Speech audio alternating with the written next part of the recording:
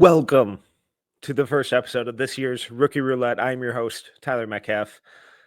This is going to be a fun one, folks. So, last year, in case you're new, we did a recurring segment throughout the entire draft process of rookie focused segments where we would spin the roulette wheel and let fate decide which rookie we were going to focus on that week. It was really fun. We had a couple of really in-depth interviews, and instead of just doing that as its own segment this year, we wanted to give you guys more and really be able to dive into the games in further detail with more guests, with more experts. So we're just doing an extra episode. So throughout the season, we will be having these kind of rookie focused episodes coming out. Sometimes it'll just be me and a guest, sometimes it'll be a rotating crew of No Ceilings members, but we want to be able to shine some light on these young players because getting a sense of who they are in college is really important for their draft stock. But we kind of have to figure out what we missed on, where we hit, what's going right, how these guys are developing. And the best way to do that is talk about them and watch their film and break it down with experts who are seeing their games up in close and in person every single week. So this week, the roulette wheel was kind and gifted us a fantastic opening player in Donovan Clingan of the Portland Trailblazers. In a few minutes here, I'll have Blazers expert Danny Marang come on. Really fantastic interview with Danny. He does great work. Make sure to go subscribe and support him in any way you can. But he provided a ton of insight into Clingan's rookie year so far. And we also touch on some of the other guys a little more briefly, like Scoot Henderson, Shaedon Sharpe as well. Before we dive into that interview, though, I just kind of want to lay a bit of groundwork for Clingan and where he's at in his season so far. Where we ended up having him on our board last year, all that kind of stuff, and just kind of set the table for who Donovan Clingan has been so far with the Portland Trailblazers. So last year, Clingan actually ended up as number 2 on our collective No Ceilings big board. He also ended up number 2 on my own final big board. These rankings throughout this entire series, I'm going to be, providing these rankings and stuff, and they're not meant as, oh, look at me, pat me on the back, but more so hold me accountable because there will be plenty that I don't line up with how well they're playing. So far throughout this season, Clingan is already looking like one of the most dominant paint protectors in the league. Now, we knew the defensive stuff at UConn was fantastic, but right out of the bat, right out of the gate, he is already not only just one of the best rim protectors, but one of the best paint protectors. And the distinction I'm making there is that even when he gets pulled out a few feet away from the restricted area, he's still been dominant. That ability to contest floaters, to contest mid-range pull-ups, really disrupt the pick and roll has been really important to his season so far and really helped kind of stabilize the Trailblazers defense. So at the time of recording this, opponents have an effective field goal rate under 47% when in the paint when Clingan is the closest defender according to Second Spectrum. That's a absolutely bonkers number. Now, to kind of further expand on the good, per Cleaning the Glass, his block percentage of 6.7 is the best in the league. Second best is Victor Wembanyama at 6%. And then it falls all the way down to Walker Kessler at 4.9%. What are we doing? This is insane. The Clingan's ability to absolutely swat shots away at will in a dominant fashion this quickly in his career, absolutely insane stuff. On top of that, his steal rate or steal percentage of 1.4 is in the 60th percentile among bigs. The defensive rebounding percentage of 18.1 is in the 52nd percentile. Needs some work, but where he's really making his hay is on the offensive boards, where he has an offensive rebounding percentage of 16.3, which ranks in the 98th percentile and is only behind Kevon Looney and Musa Diabate.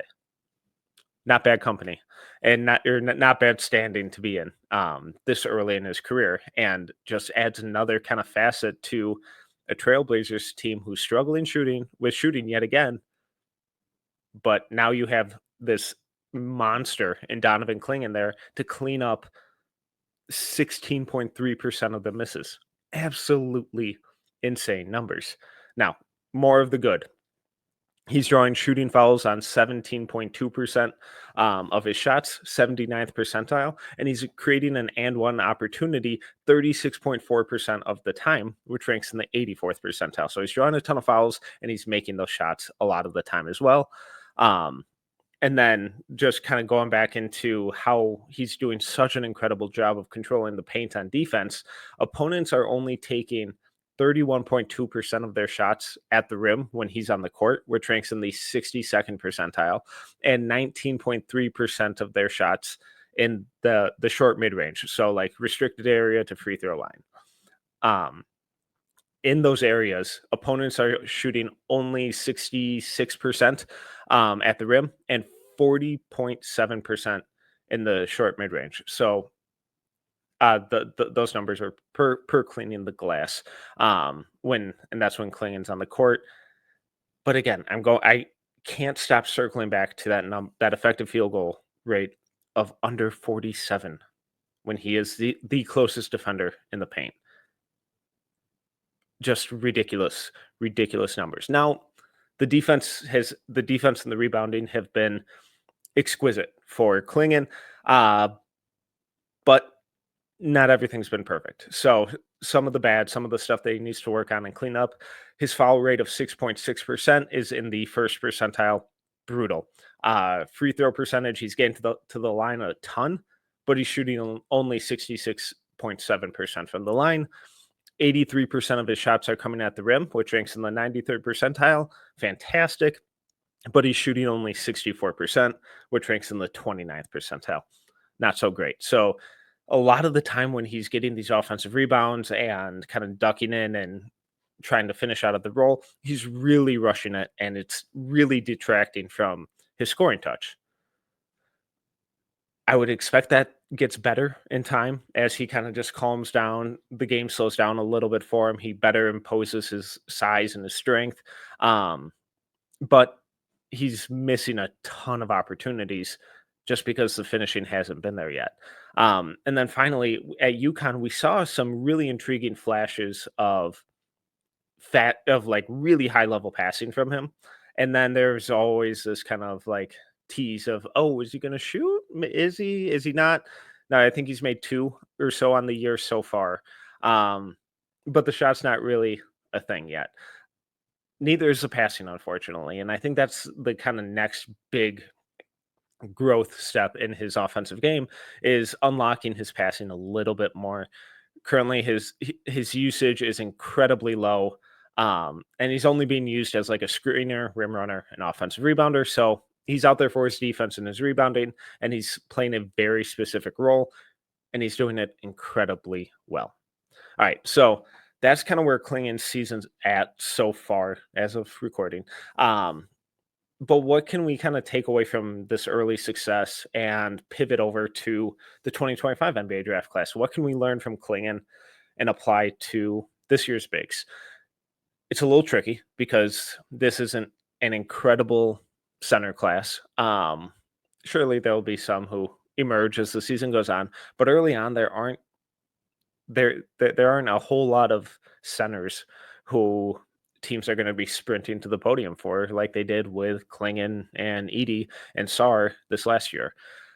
But so instead of just focusing on the size, I'm trying to think more so in terms of, okay, multiple years of really high level defensive metrics. And, and is there anyone out there with that kind of same massive body composition similar to Clingan? And is there anyone who kind of has a mix of all of it? And when I was kind of going through the first round, the first name that weirdly enough that jumped out at me was Colin Murray-Boyles. Now, very different player, very different position, but Murray-Boyles is a sophomore at South Carolina. Insane defensive metrics, insane rebounding metrics, and some really, really high level passing stuff last year in his freshman year. Also, didn't really shoot it at all. So there's still that kind of question of, okay, how does he impact the game on offense? Can it be more than just rebounding? Can it be more than just passing? Who who knows at this point? And with Clingan, obviously Clingan has 6 inches and 60 pounds on Murray-Boyles. Um, so he's a little more of a immediate force and presence in the NBA. But I think this ability to be a big forward, kind of role player, playing a very specific role, focused on defense and rebounding early in their careers, I think Murray-Boyles could kind of sneakily enough fit into that. Now, someone who has a little more of a similar body type is Kaman Malawach from the center from Duke. Absolutely massive, massive human being. And his role at Duke right now is pretty similar to what Clingan is being asked to do with the Trailblazers, where Malawach's main focus is protect the paint, rebound, and screen. We saw him knock down a corner three. I believe it was against Arizona, but his main focus is not to be involved in offense really at all, which is kind of a bummer because at Hoop Summit we saw some really intriguing tools that could potentially blossom into something really fun, but it's not looking like he's going to get the opportunity to show any of that this year. But again, with that size, that really hulking frame, great length, good hands, that ability to kind of fill a similar role to Clingan, maybe not quite at the absurd level that Clingan is right off the bat. Malawach is really the only kind of center that I think is fitting that bill the cleanest right now.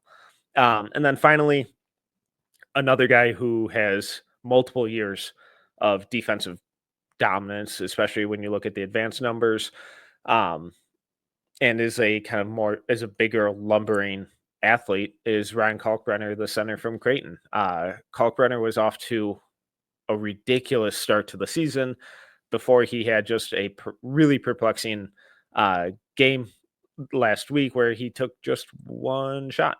So the intrigue with Kalkbrenner has always been, what can you give me on offense? Where he's been a good low post finisher, great hands, good, decent rim runner. And this year he's starting to shoot it a little more, which has been really fun.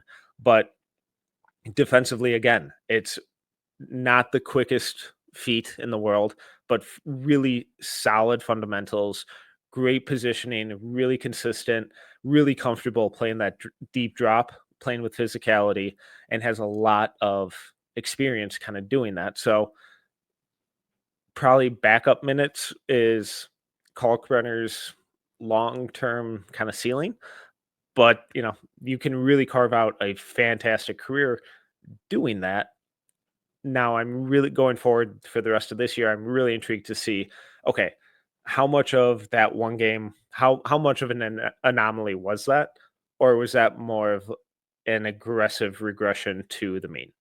So as Clingan's season goes on, and as these college players go on, keep an eye on Colin Murray-Boyles, Kaman Malawach, and Ryan Kalkbrenner as guys who can kind of who we can apply some of the lessons learned from Donovan Clingan. Obviously, none of them have that same physical presence that Clingan does, but there's statistical indicators and stylistic indicators that give them some promising signs. All right, enough of me. Let's get to my interview with Danny. He was really informative, really great guy. Let's go chat with him. Very excited to welcome on this week's special guest. I guess before this was unofficial friend of the program, now official friend of the program. He is the host of 1080 The Fan, Monday through Friday from noon to 3 p.m., the Rip City Wrap-Up, and Jack Ramsey's. He is Danny Marang. Danny, thank you for taking the time. How's it going? Oh, thank you, man. I appreciate you guys. You guys are, we finally got to meet when you guys came out to Hoop Summit Yeah. this last year out in Portland. But I've been following you guys' work, and obviously you guys are good friends and have good relationships with an assistant general manager that I work with on a daily basis in Mike Schmitz. So, no, it's awesome to hop on with you guys. Yeah, appreciate it. Well, last year this rookie roulette was just kind of a segment that we would do Mhm. for most of the season, and now we're just kind of parlaying it off into its own episode, getting in the know guests like yourself on. And this week, the first week we're doing it, Donovan Clingan. Donovan's been so gracious to get off to a scorching start here Love recently. it. So let's just start big picture, and then we'll kind of dive into the Mhm. minutia of his game, and then any other thoughts on the rest of the team. But what is kind of the early reaction to Clingan, both just on draft night and up through today? Yeah, so just kind of rewinding back to even leading up to draft night, they brought him in for a workout, and I heard he crushed it. To the like, absolutely crushed it. I believe 4 days later they had the big workout that featured Zach Eady and Yves Missy and Ryan Dunn and a couple other guys. I think Saloon was in that game. And I heard Edie had a incredible workout to the point where like the Blazers were really considering it was basically between Clingan and Edie, with Clingan kind of being the guy. The front office identified him a year before. Like they were very, very high on him and thought, hey, if things come together with him, he could really be it. And I hadn't seen him in person other than like, him coming and going at the workout because that workout was private. Um, and he was on the other side of the gym kind of a deal. When he first got here, my first impression was, holy crap, he's so big. He's so big. He's listed at 7'2". He's 7'3" in shoes. I was talking to him the other day. I'm like, what are you weighing right now? He's like, he's 285, 290. I'm like, yeah, you're every bit of that. He's just a massive, massive human. He's got a 7'6" plus wingspan, and just kind of whether it's his teammates or opponents, it's a very, very different thing than like, oh my God, Victor Wembanyama is so long. He's so rangy. It's Donovan is so big, and it's usually filled with some version of some expletive. And it's just like, you don't truly understand. Like Portland had Yusuf Nurkic here for 7 years. Hmm. Nurkic is 7 foot, and at his biggest was probably about 330, 340. Massive, massive human. Hmm. Before that, they had Myers Leonard, who's 7'1", 275, and built like a Greek god. Hassan Whiteside is 6'11", like 260, jacked to the gills. All of them don't come anywhere near to Donovan. Just his size, his presence, like he's just so big. And when I started watching him and getting him through some practices and training camp and summer league, and the thing that I came away with was he's even better defensively than I thought he was going to be. It was, oh no, he's like I had him as a guy like, if everything comes together, I could see him being maybe make an all defensive team here or there. Like I could see that. That's not too hard to see, to the point of like, well, on the off year that Wemby doesn't win Defensive Player of the Year, he could be there. Like that's the level that when you see how controlled he is in the paint, you start to go, oh God, he's truly gifted on that side of the floor. The flip side is the offense is probably a little further behind than I anticipated. Um, but right now, he's currently leading the league in block rate, whether you Yeah, look at by Basketball a healthy Reference or margin. cleaning the glass. Like right now, he's cleaning the glass has him at 6.7%. Wemby's at 6.6. Yeah. Like his per 36 numbers are just gonna be goofy. Like to the point of like I was looking at it before last night's game. I think he was 14, 14, and 7, something along those lines. It was like, goodness, what are we doing here? Um, he's in the 98th percentile as an offensive rebounder. He's probably a little underperforming a little bit as a defensive rebounder, but like we're picking nits at this point. Like, Yeah. oh no, he's one of the best offensive rebounders and and the best shot blocker in the entire league. It's as crazy as it seems. He might be the best rim protector in the league this season. Like that's an actual conversation you could have, and it's an insane thing to say about a rookie in his 15th game. Yeah, and like even at UConn for those 2 years, as a freshman, his like defensive advanced metrics were outlandish. Whereas Yes. like every second he was on the court, it's like, oh, this is like an all time good defense.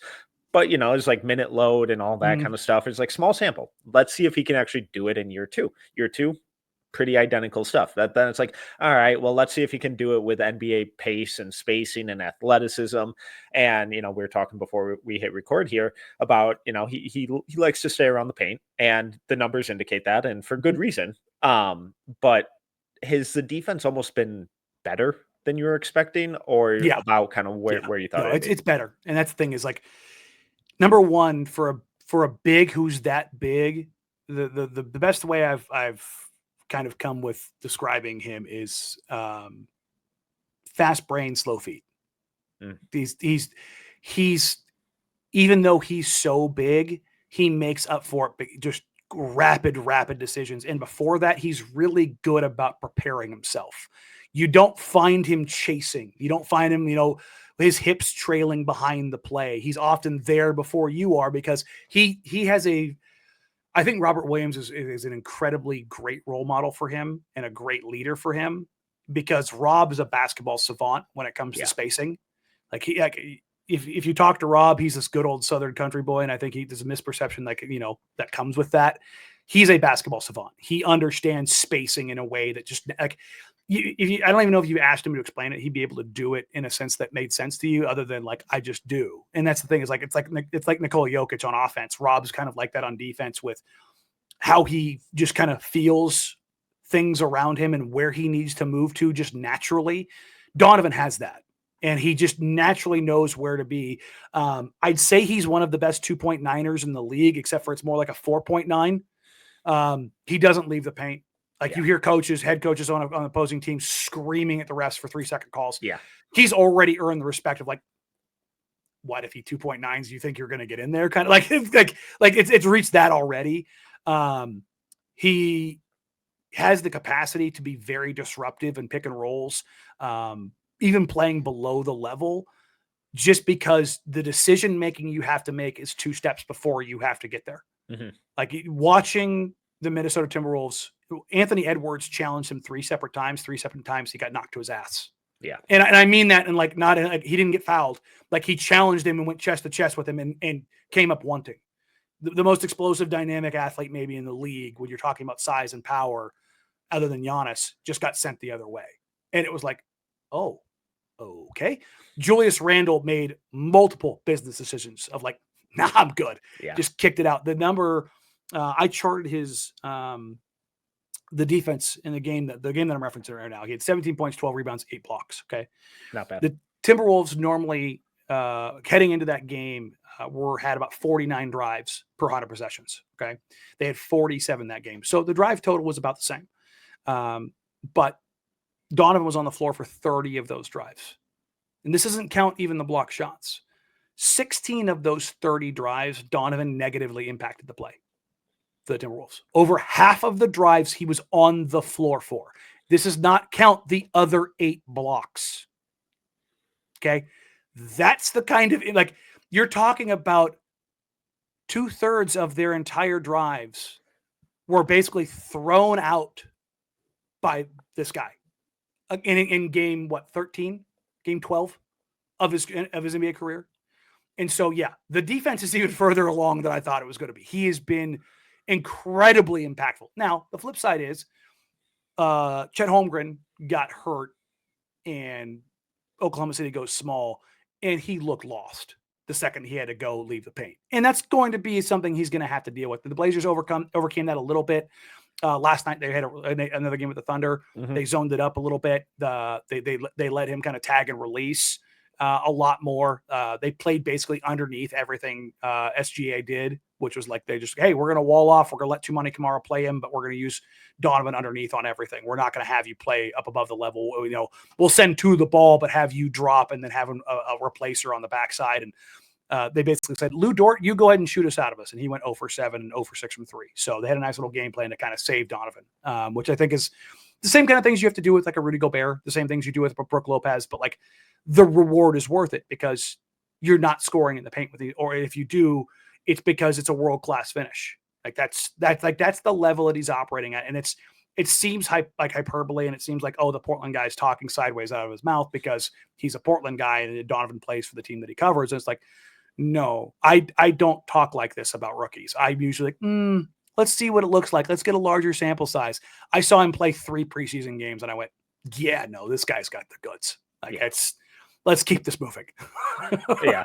And it seems like the vast majority of the time they're having him play like this really deep drop, try and keep him around the Simple. rim, around the restricted area. But his hands are so good that even when guys pull up in like that short mid range, and he's one of the best. He has one of the best defensive field goal percentages, not just at the rim, but in the paint in general. It's because he always has his hands up. His steal rate is still really high for bigs. So, I mean, really, is there any major concern about him having to defend in space for more than he really has to in, bailout situations? Or do you think their kind of defensive scheme is just going to be, hey, funnel everything to him? And if it's around the paint, he's so big, his hands are so good, his timing historically is good. He's struggling with fouls a lot this year, but he's a rookie. He'll figure it out. That it's like, all right, you're never really going to have to worry about him playing at the level because all of your perimeter guys can just funnel everything to him. Yeah, I think a big part of that too is Portland's team right now. The way that Joe Cronin, Mike Schmitz, Andre Patterson, Sergio Oliva have built this team. The Trailblazers broadcast last night made a big deal about it, and it's a drum that I've been beating literally for 7 years. But and it's kind of why I've liked the way that this front office has gone this way. The Blazers were the smallest, least athletic team in the NBA in the Damian Lillard era. Like I'm not just saying all of Dame's years. Dame's first 3 years in the league, it's Dame, Wes Matthews, Nick Batum, LaMarcus Aldridge, Robin Lopez, otherwise known as big ass team and Damian Lillard. Yeah. Like even though Wes is 6'4.5", 6'5", he's 230 pounds and an absolute truck. Otherwise, you've got 6'9" Nick Batum, 7 foot LaMarcus, 7 foot Robin Lopez, right? You get away from that and you move CJ McCollum into the lineup. You move Alan Crabb into the lineup, and they just Al Farouk Aminu, Mo Harkless, like they're wings, but like, are they? How big are they really? You went 6'2", 6'3", 6'7", 6'8", and then you had 7 foot Nurk. And look, Nurk pre-leg injury was a pretty damn good defender, and he could cover up for a lot of things. But once he broke his leg, and that was a grotesque injury, he just wasn't the same. And you're seeing that now in Phoenix, unfortunately. But they just didn't have the size, they didn't have the length, they didn't have the athleticism. Now Portland's they're the biggest team in the league. Like by height, the average height of the Trailblazers is 6'8". That's kind of insane thing to think about. The average height of the Trailblazers is 6'8". Then you look at it, it's like Toumani Camara is built like a truck. Jeremy Grant, like everyone's like, oh, he's skinny. He's like, go stand next to Jeremy. Jeremy's not skinny. Like he's a built dude. Ryan Rupert's skinny. Like he's skinny, but he's got a 7'4" wingspan at 6'8", 6'7". Donovan's 290. Rob Williams is built like the Hulk. DeAndre Ayton, for what everybody wants to say about him, is a massive dude. Like they're big, they're strong, they're athletic, and they're physical as hell. That game last night against OKC was like the euphemism that I have used for the Trailblazers and stylistically, and Donovan feeds into this so much, is this team is Swamp Thing. They're going to come out of the swamp, and they're not going to come on land with you. They're going to pull you into the swamp. They're going to muck it up. They're going to make it ugly. And Donovan is such a huge contributor to that because he is the center that again, like not quite literally the center, but the center of everything that they want to do defensively. So you've got two pressing out. You've got Jeremy Grant, who defensively looks like he's turned back the clock a couple years. And then you've got just a rotating cast of guys, Danny Avdia, Chris Murray, Ryan Rupert. It's like, take your pick of 6'8" dude who's going to drive you crazy for 40 minutes. And Donovan is his ability to not only block shots, but he's blocked a couple shots on the perimeter. Cason Wallace got him isolated last night and tried to take a pull-up, like step back 3. And Donovan just kind of went, that's cute. And just swats it down. You're just like, you're not supposed to be able to block jump shots just standing there, dude. That's not a normal thing. And so, yeah, like, is it this perfect thing? Is he Wemby in the sense of like he's so impactful that he can impact every level of defense? No. But is he a guy who I could see turning into kind of a quasi Brook Lopez for post Brooklyn, Brook Lopez? Yeah. Yeah, I think that's a pretty, as lofty as it is, it's a pretty attainable thing. Well, the flip side of that is the offensive end. Mhm. And I mean, in terms of minimizing a role, I'm not sure that his could be any more simplified in terms of, hey, go set a ton of screens, rim run, an Yeah. offensive rebound like Yeah. a madman. And he's doing great at those. He's taken like what, two, maybe three pointers this year, but coming Yeah, into the draft, he hit his second one last night. okay, okay. I saw the first one. Quarter three even. He Oh, took, he's mixing hit it one up. above the break and one from the corner. Look at that. It's somebody from the OKC bench hit him with a, get out of here. And he looked back, had a little something to say. I'm interested to talk to me like, hey, what did they say to you? But the at rim finishing isn't necessarily where you would want it to be right No. now. But coming out of UConn, I really loved his passing. We're not seeing a whole lot of that from him, but they have a ton of kind of already established or more Working guys into projecty that. perimeter Yeah. creators. So hey, Donovan, go focus on the defense. But what have kind of been your impressions or takeaways with his offense so far this year?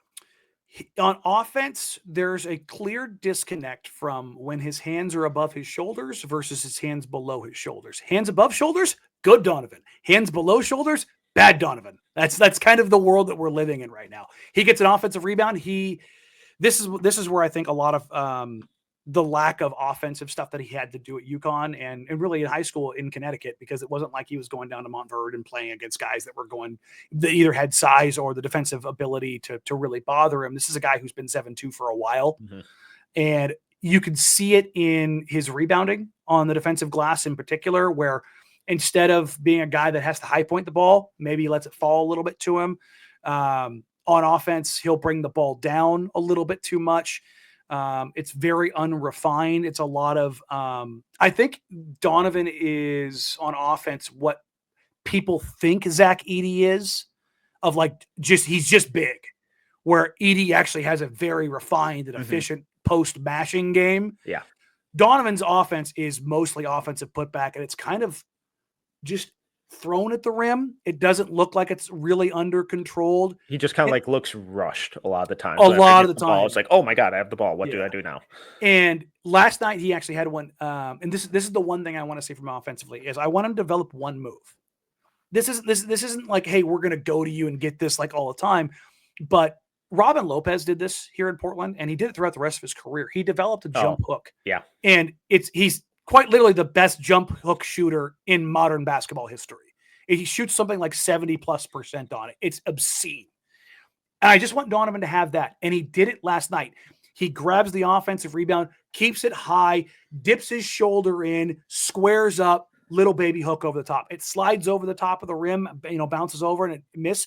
Didn't care because the process was right, because he didn't look sped up. He didn't look rushed. He was under control. I'm like, good. Give me one of those a game. That's all offensively like I want to see from him, other than grab offensive rebound, dunk, which he's done plenty of. That's been most of his points is offensive rebound, kind of just rushed put back or dunk. But give me one shot a night of that and I'm good.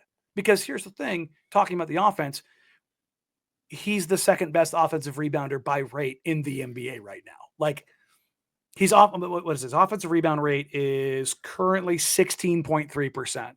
Yeah, according to Clean and Glass, which is an obscene number. Like, it's an absolutely bat crap crazy number. Like, it's like what more do you want if you're a team like Portland who struggles offensively? They're the worst half court offense. They're the worst transition offense.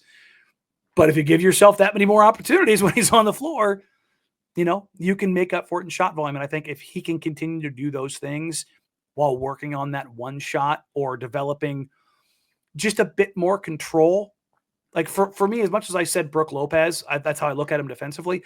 Offensively, if he can just be Rudy Gobert, where if the ball hits your hands and you're a lob guy, you finish. Mm-hmm. Look, Rudy's game's not refined, but he catches ball above rim. Where's it going? We all know he's going to finish it. Like, you don't need to be DeAndre Ayton and lead the league in field goal percentage. Like, I would love that, but I know you don't have that kind of touch, and it's probably not in your bag. But when you do get your hands on the ball, you can convert like that. That's a guy you're talking about that's in like defensive player of the year, and you could see him making, like an all NBA third team kind of a deal, like, or an all-star third team as a big, if the Blazers kind of get on track, like down the road. Like that's the kind of projection that you're looking at with him. And like, oh, all he does is average 12 points. Like, yeah, but he averages 14 rebounds and 4 blocks, dude. Like, I think you kind of have to take the value of what he's giving you on the other end more so. But I definitely have my questions, and I'm not, as much as he's hitting now, he's hit 2 threes. If he hits like, I don't look at him as being a guy like Marcus or Brook Lopez, who's going to bomb from 3. Right. I look at more Marc Gasol. Yeah, like that was my comp for him. Yeah, a couple execs I talked to pre-draft who were like, "Do you think he can shoot on like maybe like Valanciunas levels of like occasional trail stuff?" Your defenses aren't flying; they aren't flying out at him, but you're comfortable if he's on a trail 3. You've gone through your first action. He's just now getting down the floor, and defense is completely sucked down. He walks into a secondary transition above the break 3 at 14 seconds of the clock. Are you mad at that? No. Yeah. Like if he's shooting 35% on him, I'm fine with it. But you don't want him. He's not Brook where he's bombing 400 threes. Right. And he's going to live on the perimeter. It's like, no, you want him down low because you want him hitting the offensive glass. So anything else with Clingan that I may have just forgot to ask? Otherwise we can move on to just briefly some of the other really interesting young pieces. I think for him, the biggest thing is it hasn't like unlocked Portland's offense because it's still so bad, Mm-hmm.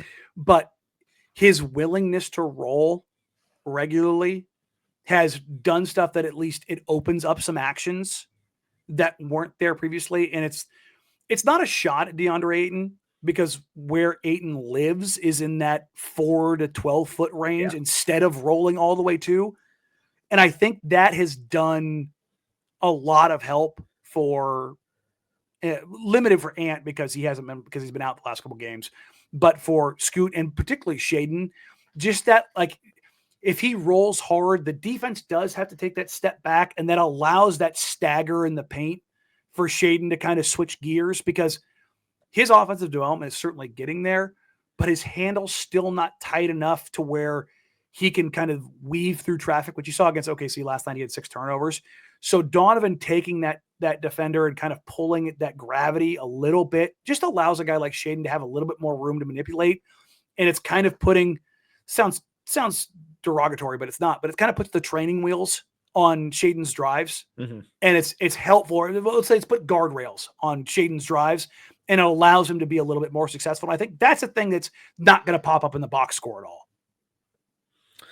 For sure. Well, let's use that as our transition into Shaedon Sharpe, who has been on what feels like an absolute heater here recently, and he's not even shooting it well. No. So what feels different about Shaedon's season so far this year compared to previous years? So the thing about Shaedon, he's been number one, health. Obviously, he had the shoulders his rookie year where he plays 5 minutes and 36 seconds in his debut at Summer League, and you're like, oh crap. And then last year, I mean, the Blazers were basically the Pelicans this year or the Grizzlies last year. They just got decimated by injuries out of the gate, and he has the core injury that requires him to basically miss the whole season. But he did start to show some stuff in the first 15 games when Ant's down, Scoot's down. He's like thrust into this creation role, stuff that he had never been asked to do. Right. He's running the offense. And I remember talking to him, like his dunk volume was down significantly. I'm like, man, you're dunking a lot less. He goes, yeah, it's because I'm too freaking tired. Yeah. He's like, I didn't realize how much work it takes to be like the guy offensively. He's like, every possession I got, 4 or 5 sets of eyes on me and everything. I'm like, all they're trying to do is slow me down. It's like, I can't get to the rim and dunk too. It's like there's just like too much going on every possession. I was like, yeah, welcome to the NBA, brother. Like that's the creation burden on the number one guy. It's not fun. I think that realization was actually very, very, very impactful for him. And I don't say this to say Shaedon was lazy. I think most young guys truly don't understand what it takes to be successful in the NBA for probably 2 or 3 years. They think they know, Now, I think a guy like Cooper Flagg knows. I think a guy like LeBron knows. I think like you get one every couple of years who truly knows. Like, let me go ahead and show you what an insane work ethic looks like day one. Right. Damian Lillard, Dame knew. Yeah. Like Dame came in as an absolute psychopath. But it's not often though, and like and it's not always the number one guy in a class. There's usually just like one guy in every class who's like, yeah, no, I'm a lunatic. Let me show you how. The intel that I got from this summer was Shaedon in the closed pro runs found that switch that like not only how to work in the off season, but how to attack these runs, how to attack like this stuff. And like, there were people telling me he was the best guy in the gym today. And I was like, I'll file this away for later kind of a deal. Like, that's interesting. Like, cause guys had always told me like, no, his talent's off the charts. Like, right. if he puts it together, that was always, can he be consistent with it? Can he put it together? But all like everybody I'm talking to that's running down there, or the coaches that are down there, or the trainers that are in the gym, they're texting me like, yo, what did he do this summer? Kind of a deal. And I kind of kept that quiet because I was like, I don't want to put that out there. I know that's some unnecessary pressure kind of a deal. I told a few people around here, I'm like, oh, well, we'll see, man. Like if he actually, and then he comes back, he has the shoulder injury in training camp and you're like, really? Yeah. So he gets out there a couple games ago. His first game back, I think he had 13. It was at the end of the road trip. Then he has back-to-back 30-point games. And you're like, oh. And he's showing you the hang dribble, hezzy, Jimbo. It's backdoor. It's like actual counter moves and not just predetermined stuff where it's like, all right, I'm going to go left. Now I'm going to cross back over. Then I'm going to cross back over. And no matter what the defender does, I'm shooting. Yeah. And it's like, oh, defender's moving this way. Let me counter with this. And oh, look, help defender came over. Now he's making that skip pass. Even, it's like this. His number. He had the skip pass in the corner. Processes. Yeah. If you're talking about the Atlanta game, he fired one across the corner. I'm like, he's never made that pass in his life. I was like, that's it. So I'm a true sicko. And so last year when the Blazers were in a pure unadulterated hellscape and Shaedon is running the offense, one thing I charted was every single pass Shaedon made out of the pick and roll. And I just did it with, took a screenshot of the court. Oh, there we go. There's the fun zoom. I told you it would happen during the show. I put my hands up. I tried to show him before. I'm like, yeah, I got this sweet little camera. Does all this kind of cool stuff. There we go. But it's just, top down view of the court. And I just use little arrows, just hand charted, like where the pass started, where it originated from, and where it ended up. And so many of the passes were horizontal passes. Drive, turn a corner, horizontal. There was no progressive or aggressive passes. You started to see a couple of them just pop up here or there after about 5 games. Then like 10 games, you started to see like 2 more a game. And all of a sudden it went from this like directly left to right passing tree to so many more like 45-degree passes, which shows you he's turning the corner and looking inside, or 45-degree passes out from the paint, the drive and kick variety. And you could see the engine kind of start to figure this stuff out. And I think that's been the maturation process. Is his handle is still not the best in the league. It's light years ahead of where it was coming out of the UIBL. He can get to his spots that he wants to get to. He struggles, obviously, with a team like OKC is going to slap and smack the ball away. Like that's what they do. They lead the league in turnover rate. But he can also manipulate angles and get to spots. My biggest thing with him is I want him starting every game going downhill. When he goes downhill, good things happen. You're talking about a guy with basically a 50-inch vertical. And no, I'm not joking. It's that he's got that kind of bounce. It's insane. I don't like him taking the off the dribble threes because he lets his footwork go to hell still. Okay.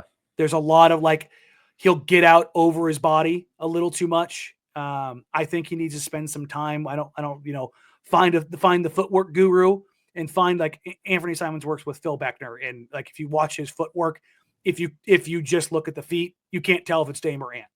It's phenomenal. Like it's the same footwork every single time. I want to see Shea spend this next summer nothing but footwork work. Like that's the thing that tighten up your handle, work on your footwork. Like that, you're going to be a lead guard initiator kind of guy. You've got to have that to fall back on. His catch and shoot stuff, he's still struggling to kind of get the percentage up, I think, to where it can be, because he kind of let some of the stuff fall apart. His rookie year was really bad in the sense of he was never ready to shoot. He would be standing straight up and down as opposed to set, ready, hands up kind of a deal. He's reverted back to that a little bit a few times this season. So a lot of his stuff is just cleanup. And if he cleans stuff up, there's no reason why he's not a 20.5 rebound, 5 assist guy on like 45, 37, 80 kind of efficiency. Like that's who he's going to be. Can he get beyond that? That's the next stuff. But like, as far as like where he's at and where he's going to be on a regular basis, 20 points, 5 rebounds, 5 assists. Like that's who he is. For sure. Well, someone else, another kind of prominent young name on the team.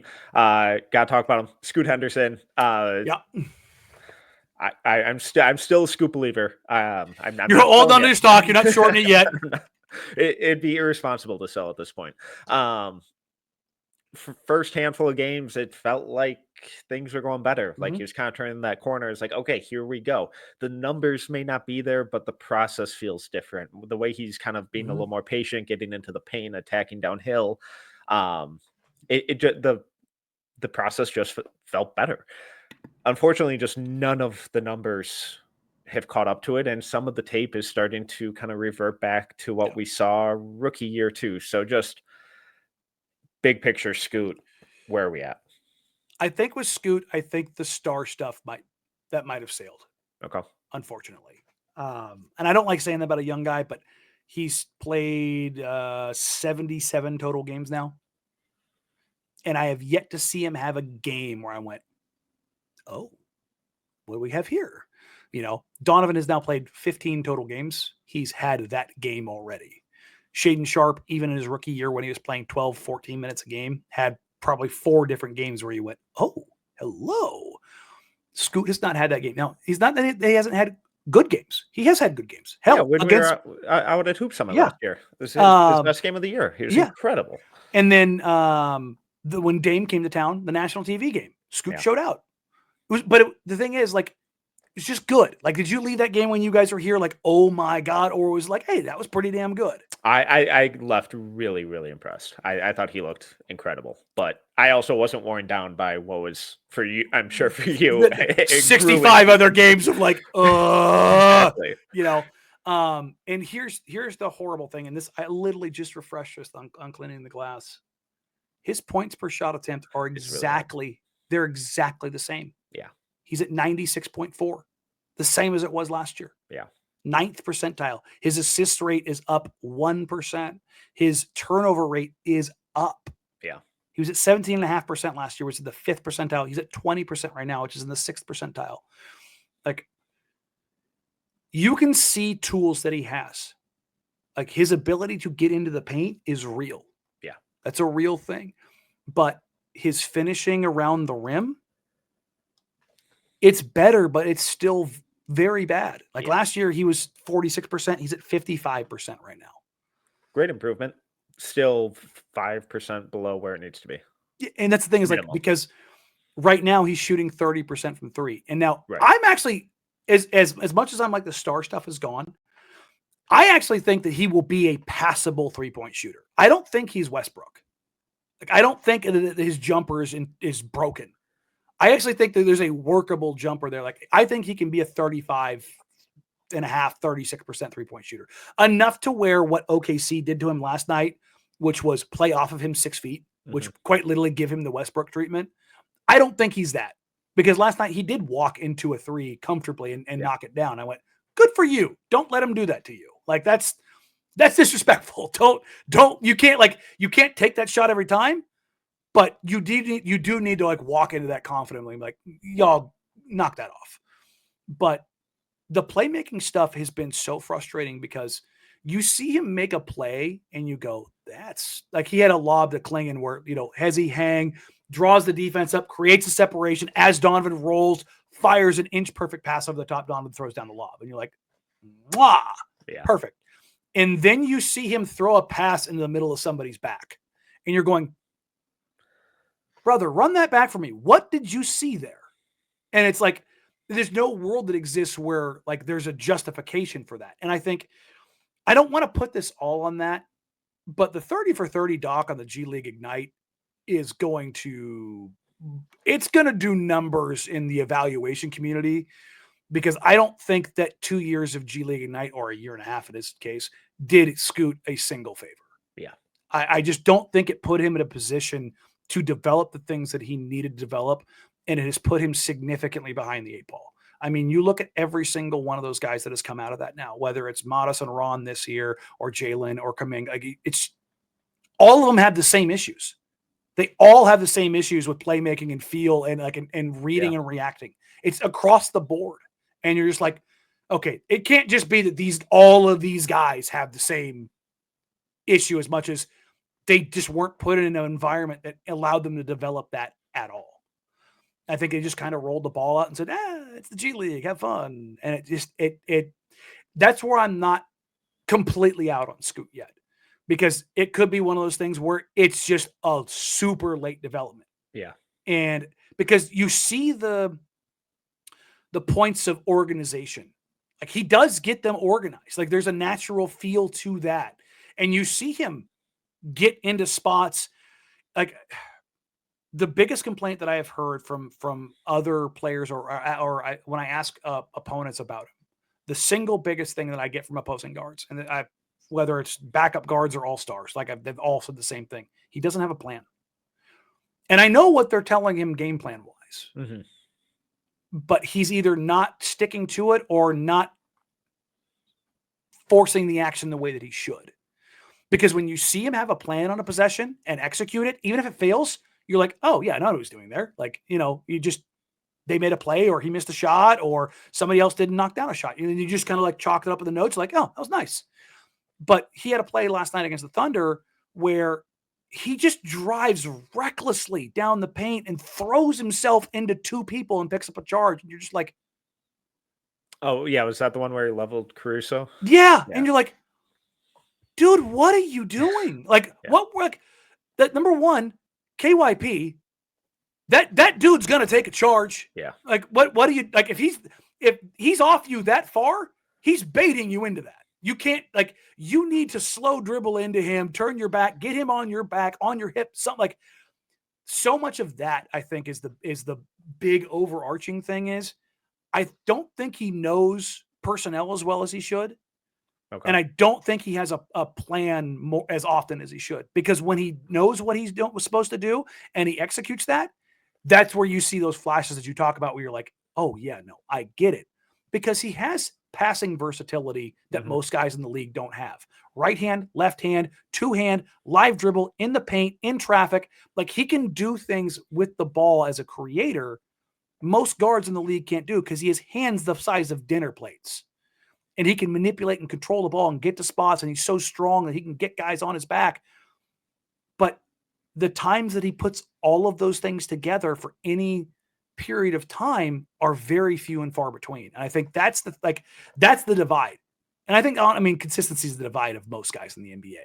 But with him, it seems exaggerated even. Well, let's wrap this up on a little bit of a higher note. I don't want it to be that bad. I don't. No, I know. You know what I mean? I'm not out. I'm not out. It's just, it's not what we wanted.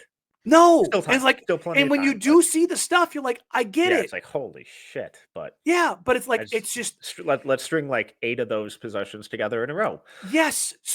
Honestly, give me a game of mostly above average. Yeah. And that's the thing, is I haven't gotten the game of like mostly above average yet. And it's like, if he does that, I'm so back in, All right. Give me 30 seconds on Chris Murray, Toumani Camara, anyone else on this team, any big picture thoughts, very specific details, couple minutes on whatever you want. I know I can go long. So I will just say Toumani Camara is him. Yeah. He rocks.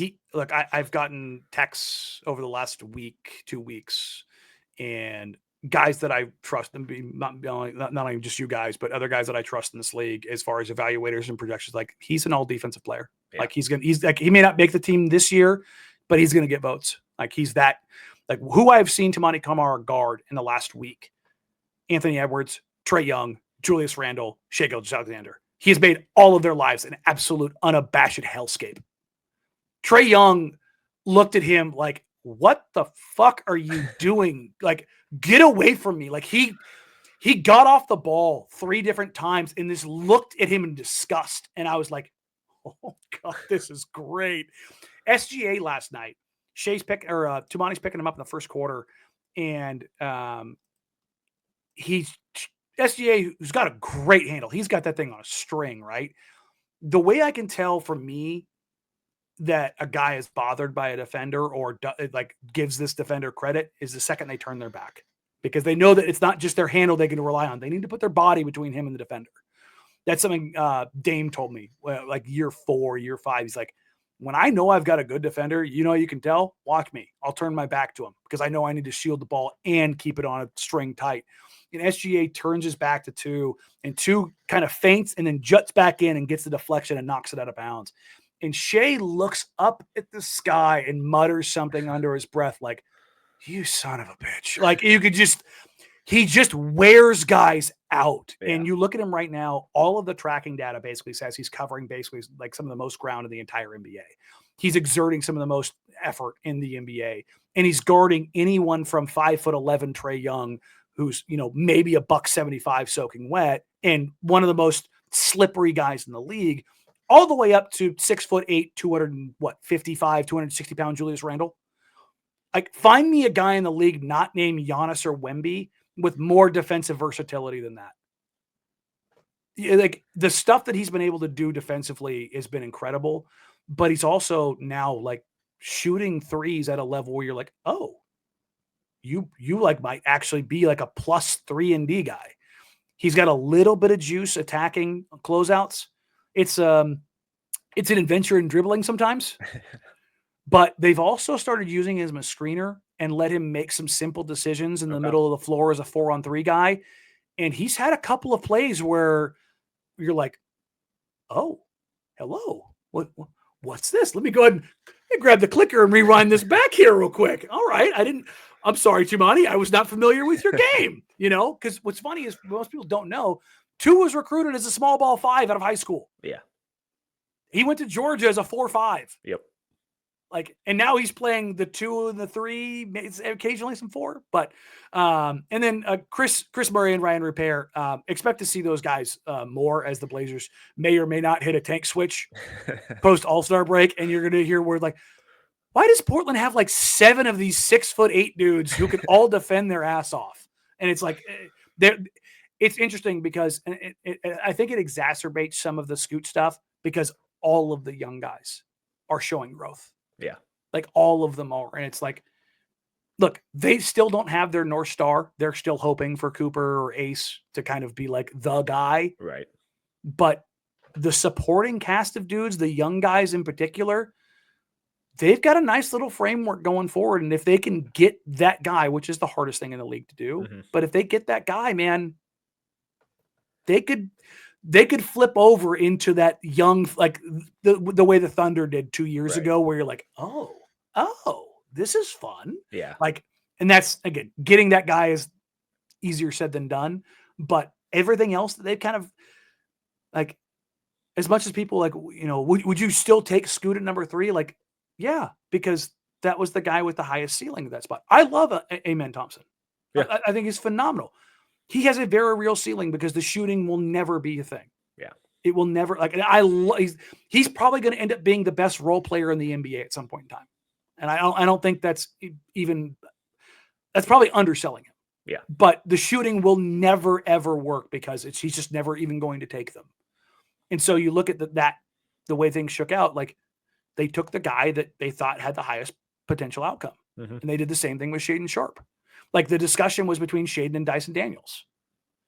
And if you look at Dyson, yeah, he's a defensive monster and he's just disruptive as hell.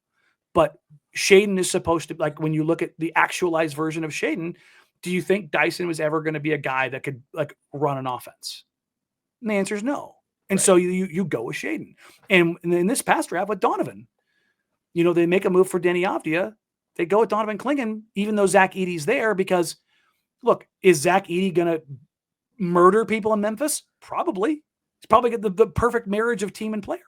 But if Donovan puts things together here where he can kind of explore his game a little bit more with a team it's stuck in it. If he hits, now all of a sudden you've got the makings of a team that makes a lot of sense.